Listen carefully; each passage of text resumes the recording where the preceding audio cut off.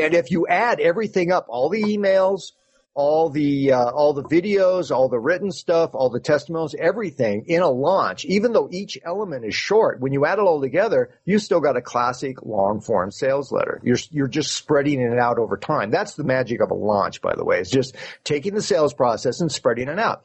Nothing's changed.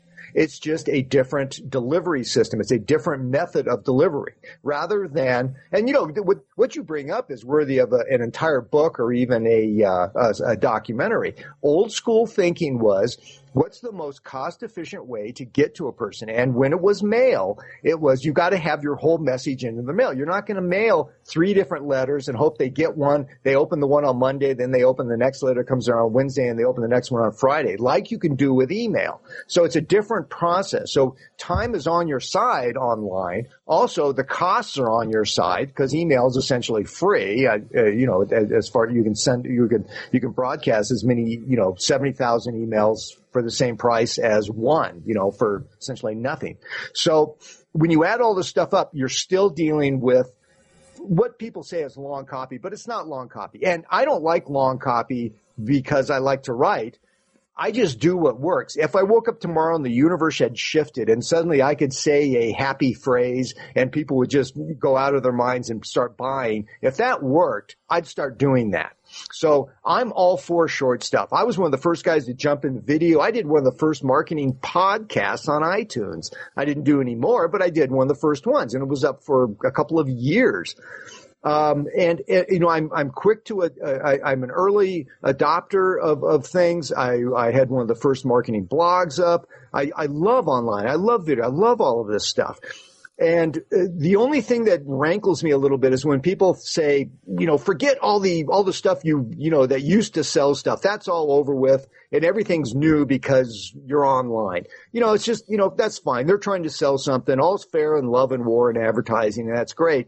But the truth is, humans haven't changed. We still crave stories. We're hardwired to hear somebody tell us a story. And before we pull out our money or our credit card or hit the buy button, we need to have certain emotional, physical, intellectual, rational, irrational, logical, illogical, emotional stuff covered. Most buying decisions are emotional, but to get to there, you have to go through an intellectual process. So most people actually make that, I'm going to get it. That is an emotional thing. That's where you shift parts of the brain that you're going to. But to get to that point, you have to have enough information where your brain is ready to just say, let's do it. Screw it. Let's do it. And you have to be able to supply, if you want to make the sale stick, you still have to use stick strategies. You have to supply your prospect or your now customer with enough sound bites so that he can go back and tell his skeptical wife why he bought, tell his nosy neighbor who, would make fun of him if he made a bad buy, why he bought. And especially his jerk, brother-in-law who, thinks that everything he does is wrong because he's going to have to explain himself in the real world. What? You bought something online? Why did you buy that? And you got to give him sound bites. You have to give him ammunition of why he bought, even though the reason he bought may be not what he's able to say. He's not clearly able to say it because once you understand basic, not advanced, but basic salesmanship, the psychology that goes on, once you understand this stuff, it's all aha experience. It's like, oh, that's why. Of course, now it makes sense, but it doesn't make sense until somebody has presented it to you. So once it starts to make sense, then you realize how that buying thing happens, how somebody goes from not even knowing who you are 5 minutes ago to suddenly being rabid about what you have and wanting to deal with you, wanting to actually get involved. Mm. And that's going off another rabbit hole. I mean, I could talk for hours about this. In fact, I do in my products. But the basic stuff is so intellectually and emotionally satisfying to learn because it explains everything about human behavior. It explains everything about why we do what we do, why the capitalist system really is the best one out there, and how people act, not how you wish they would act or even how people say they'll act.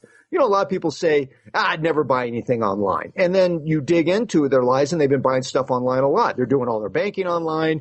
They bought a lot of stuff online, and they research everything online. Their first stop is no longer the Yellow Pages or even asking friends. Their first stop is Google.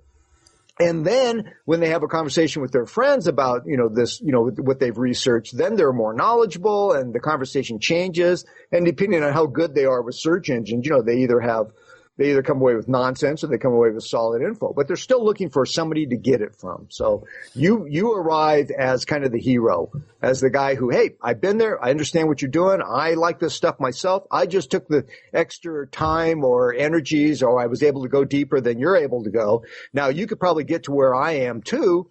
But it might take you a couple of years. So how about if you get there by next Monday, I can help you do that. I'll shortcut everything and we can share our passion. And usually when you're a marketer, you are a window to a world that me, the prospect, doesn't otherwise have access to. So you're the guy who's going to let me hang out with other people who share the passion, or I get to find out all this stuff. It's this information age is just, it really has changed a lot of the ways that we behave and a lot of the ways that we look for stuff and a lot of the ways we buy product. But we still buy product. In fact, we're buying more of it. Just a lot more of it is more information based and stuff. And I think I'm going down another rabbit hole there, Dave. So probably need to wrap up.